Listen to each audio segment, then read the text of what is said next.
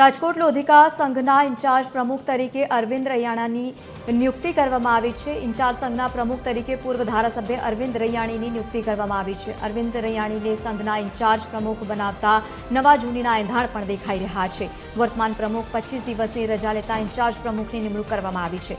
અરવિંદ રૈયાણીને પ્રદેશ કારોબારી સભ્યમાં પણ આપવામાં આવ્યું છે સ્થાન। નોંધનીય છે કે સ્થાનિક સ્વરાજની ચૂંટણી પહેલા ભાજપના નવા જોગીઓને જવાબદારી જે રીતે સોંપવામાં આવતી હોય છે, પરંતુ આ તમામની વચ્ચે જૂના જોગીઓને હવે જવાબદારી સોંપાઈ છે।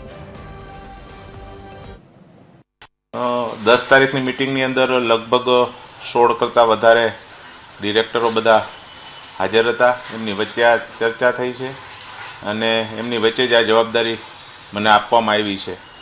એટલે સ્વાભાવિક છે કે જ્યારે કોઈ પણ ચેરમેન, મેં કીધું એવી રીતના કે દેશ છોડીને બહાર જતા હોય છે ત્યારે બીજાને જવાબદારી ચાર્જ રૂપીને સોંપતા હોય છે, એવી જ રીતના આ જવાબદારી મને સોંપવામાં આવી છે। એટલે આમાં બીજું કશું કાંઈ છે નહીં।